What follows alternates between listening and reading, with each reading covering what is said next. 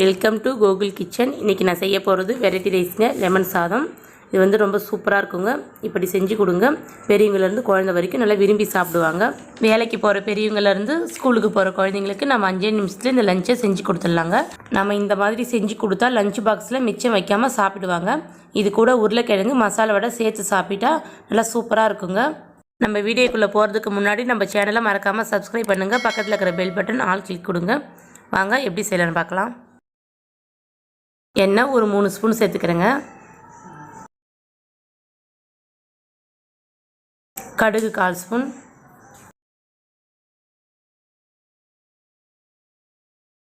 உளுந்து 1/4 ஸ்பூன்,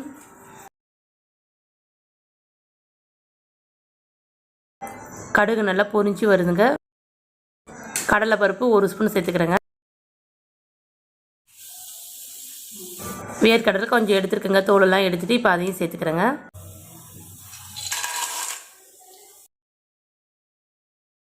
சின்ன துண்டு இஞ்சி பொடிசாக கட் பண்ணி வச்சுருக்கேங்க, அதையும் இப்போ சேர்த்துக்கலாம். வேர்க்கடலை கலர் மாறுற வரைக்கும் கொஞ்சம் வறுத்து விடலாங்க. அடுப்பை வந்து சிம்மிலே வச்சுக்கலாங்க.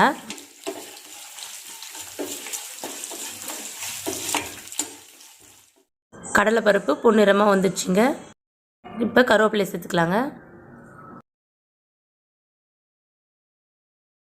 காஞ்ச மிளகா 3 கிள்ளி வச்சுருக்கேங்க, அதையும் இப்போ சேர்த்துக்கலாம். பச்சை மிளகா 2 கட் பண்ணி வச்சுருக்கேங்க, அதை இப்போ இது கூட சேர்த்துக்கலாம்.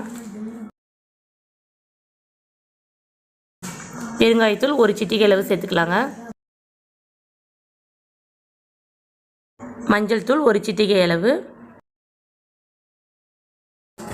இதெல்லாம் சேர்த்து நல்லா கிண்டி விடுவோங்க. பச்சை மிளகாலாம் நம்மளுக்கு வதங்கி வரட்டுங்க.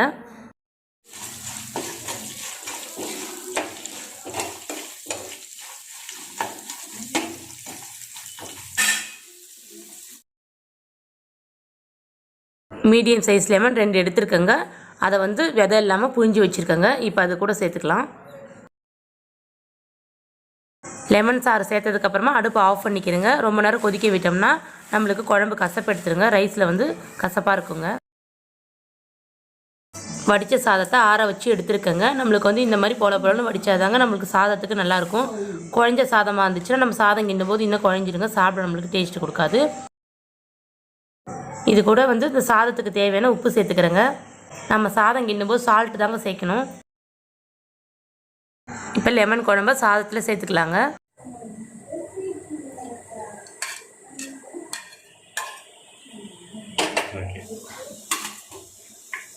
இப்போ சாதத்தை நல்லா மிக்ஸ் பண்ணிக்கலாங்க.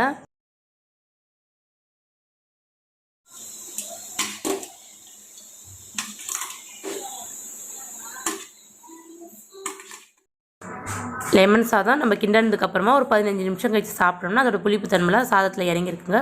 சாப்பிட நல்லா இருக்குங்க. லெமன் சாதம் ரெடி ஆயிடுச்சுங்க. இந்த வீடியோ உங்களுக்கு பிடித்திருந்தால் லைக் பண்ணுங்கள், ஷேர் பண்ணுங்கள், கமெண்ட் பண்ணுங்கள். மறக்காமல் சப்ஸ்கிரைப் பண்ணுங்கள். பக்கத்தில் இருக்கிற பெல் பட்டன் ஆல் கிளிக் கொடுங்க.